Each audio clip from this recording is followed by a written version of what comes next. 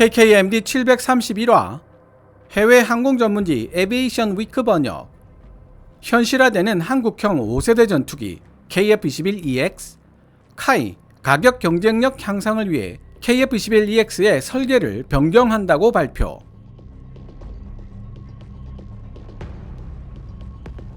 한국항공우주산업 카이가 해외 항공 전문지 에비에이션 위크와의 인터뷰를 통해 한국형 5세대 전투기가 어떤 모습으로 등장하게 될 것인지에 대한 힌트를 주고 있습니다. 우선 NGAD와 GCAP 같은 미국, 유럽의 6세대 전투기 개발 프로그램들이 기술 목표를 너무 높게 잡는 바람에 개발비가 폭증하고 있어 원래 정해진 기간 안에 제대로 개발되기 어려울 것이라는 견해를 표명했습니다. 카이는 이러한 교훈을 반영하여 한국형 5세대 전투기 KF-21EX 개발에 있어 비용 상승을 불러일으키는 난이도 높은 기술 일부는 포기하고 대신 미국 F-35 라이트닝 II를 추종하는 방식으로 개발하겠다고 선언했습니다.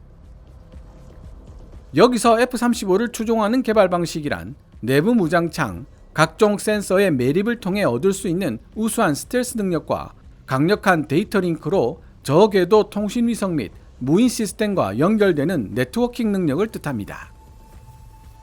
그러나 NGAD 등에서 논의되고 있는 초장거리 비행 능력, 엔진 노즐의 스텔스와 그리고 적외선 신호를 감소시키는 기술 등은 KF-21EX에서 채택되지 않을 것이라고 밝혔습니다.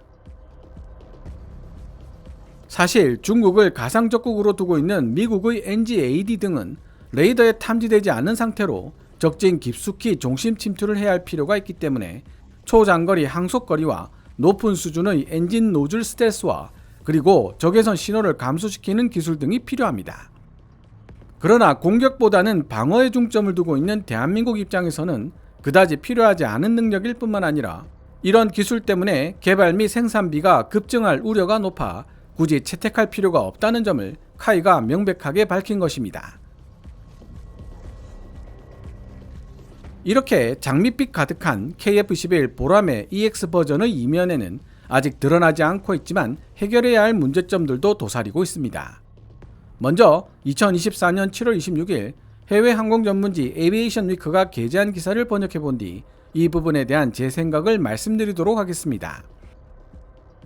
에비에이션 위크 기사 원문은 노란색 글자로 표시됩니다. 한국항공우주산업 카이는 KF-21 전투기 개발 프로그램의 비용 효율성을 유지하기 위해 미래 등장할 KF-21 블락 3, 소위 EX 버전 설계를 어떻게 수정해 나갈 것인지를 연구하고 있다. 대한민국 국회에서 열린 한 세미나에 참석한 카이 미래항공기 연구소의 최혜영 소장은 미국과 유럽에서 추진되고 있는 것으로 알려진 6세대 전투기 프로그램이 지나치게 높게 설정한 기술적 목표 때문에 너무 많은 비용이 필요하고 그 결과 제대로 된 개발이 어려울 수 있다고 말했다. 심지어 현재 논의되고 있는 6세대 전투기 설계들 중 일부는 각국에서 활발하게 운용되고 있는 4세대 혹은 5세대 전투기들의 다목적 전투 능력을 손상시킬 지경이라고 지적했다.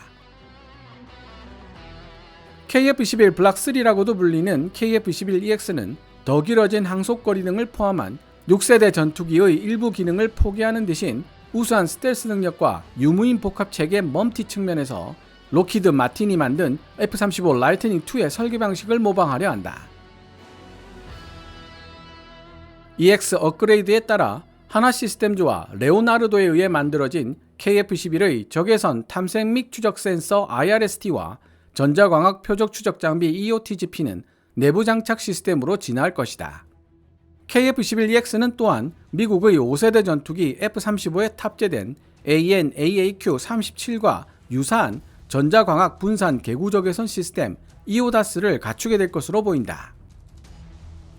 KF-21EX의 능동 전자 주사 배열 A사 레이더는 전자전을 대비한 전파 방해, 제밍 기능과 인공지능 기반 표적 처리 능력을 갖추게 될 것이며 KF-21EX의 네트워크 시스템에는 무인 시스템 및 위성 통신과 연결할 수 있는 데이터 링크가 장착된다. 대한민국은 대량의 데이터를 신속하게 전송할 수 있는 저궤도 통신위성을 개발하려는 노력을 계속하고 있으며 한국항공우주산업 카이가 그러한 노력의 한 축을 담당하고 있다. KF-21 보람의 EX의 조종석 캐노피는 레이더 반사 면적을 줄이기 위해 금으로 코팅되고 동체와 날개는 레이더파를 흡수하는 구조 RAS 및 재료 RAM으로 만들어진다. 한국항공우주산업 카이는 에비에이션 위크와의 인터뷰에서 KF-21EX 엔진 노즐의 스텔스 성능을 높이거나 적외선 신호를 감소시키기 위한 별도의 개량 작업은 하지 않을 예정이라고 밝혔다. KF-21 보람의 EX의 내부 무장창은 MBDA 미티어 장거리 공대공 미사일 4발과 다양한 공대지 유도 폭탄을 탑재할 수 있도록 설계된다. 한국항공우주산업 카이는 KF-21 보람의 내부 무장창에 더 많은 공간을 할애하기 위해 기체에 장착되어 있는 제너럴 다이나믹스 M61 기관포의 탄창 크기를 바꾸고 있는 중이다. KF-21 보람의 EX는 하나에어로스페이스에 의해 한국 자체 기술로 설계 및 생산되는 첨단 엔진으로 구동될 것이며 해당 국산 엔진의 추적 등급은 15,000파운드에서 18,000파운드 사이가 될 것으로 예상된다. 한국항공우주산업 카이는 이 국산 엔진이 지향성 에너지 무기를 사용할 수 있을 만큼 충분한 발전 용량을 가질 수 있다고 덧붙였다.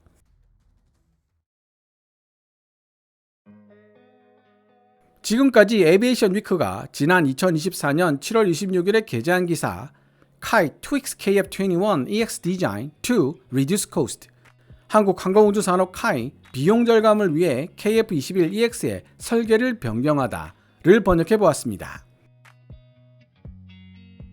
일단 에비에이션 위크를 통해 소개되고 있는 KF-21EX의 모습은 그야말로 최고의 가성비를 목표로 하고 있는 5세대 전투기라고 설명할 수 있습니다. 기사 중간에 6세대 전투기에 적용되는 기술들 중 일부는 포기될 것이라고 설명되는데 이는 반대로 해석하면 KF-21EX에 탑재될 기술들 중에는 6세대 전투기에 적용되는 것들도 있다는 의미가 됩니다. 유무인 복합체계 멈티와 지향성 에너지 무기가 그 대표적인 예라고 할 수 있는데요. 이는 곧 카이가 KF-21EX를 5.5세대 전투기로 진화시키는 것까지 염두에 두고 있다는 증거로 이해되기도 합니다. 카이는 비용 절감을 위해 KF-21EX의 설계를 변경하겠다고 선언하고 있습니다. 자연스럽게 궁금증이 생기더군요. 그렇다면 KF-21EX의 가격은 어느 정도 선에서 형성될 것인가? 라는 궁금증 말입니다. 그래서 에비에이션 위크 기사를 작성한 김민석 한국국방안보포럼 연구위원에게 직접 KF-21EX의 가격대가 어느 정도 선에서 형성될 것인지에 대해 질문해 보았습니다. 그러나 뜻밖에도 놀라운 대답이 돌아왔습니다. 아무도 알 수 없다. 심지어 카이도 모르고 있다. 라는 답변이었습니다. KF-21EX의 양산 단가를 추정하려면 개발 기간과 개발비를 정해야 하는데 이를 위해서는 별도의 연구 용역이 필요하고 이는 곧 별도의 연구 용역비가 필요하다는 뜻입니다.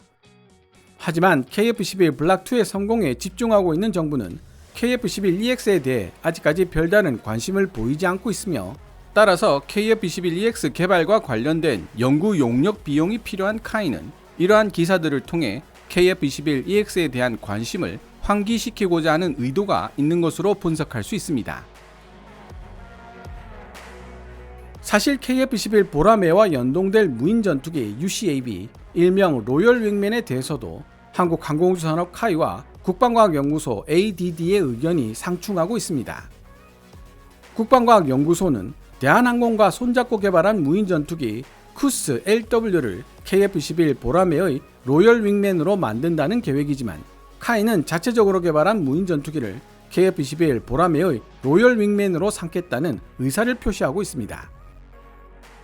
이 문제에 대해 지난 2023 아덱스에서 카이 부스와 대한항공 부스를 부지런히 돌아다니며 취재를 했는데요. 카이 관계자는 무인 전투기에 대한 기술 대부분을 국방과학연구소 ADD가 보유하고 있으며 대한항공이 해당 분야에 대해 자체적으로 축적한 기술은 미미한 수준이라고 언급했습니다. 반대로 대한항공 부스에 가서 취재를 시도해 보았지만 관계자로부터 보안 사항이기 때문에 일체 말씀드릴 수 없다 라는 답변만 얻을 수 있었고요.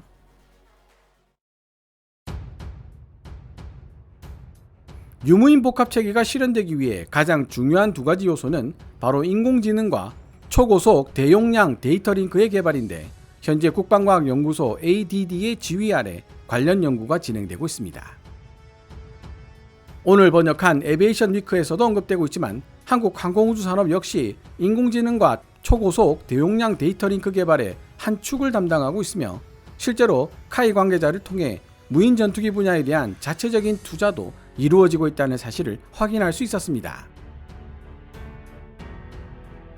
정리해보면 KF-11EX는 아직 정식으로 시작된 사업이 아니며 정부와 국민들의 관심이 필요한 단계라고 할 수 있습니다. KF-11EX 개발에 대한 강력한 의지가 여론에 의해 뒷받침된다면 등장 시기를 좀 더 앞당길 수 있을 것이라는 카이의 목소리가 에비에이션 위크 기사 이면에 숨어 있는 것입니다. 오늘 KKMD에서 준비한 내용은 여기까지입니다. 방송되었던 내용들은 KKMD 공식 블로그에서도 만나보실 수 있으니 구글이나 네이버 검색창에서 KKMD를 검색해 보시기 바랍니다.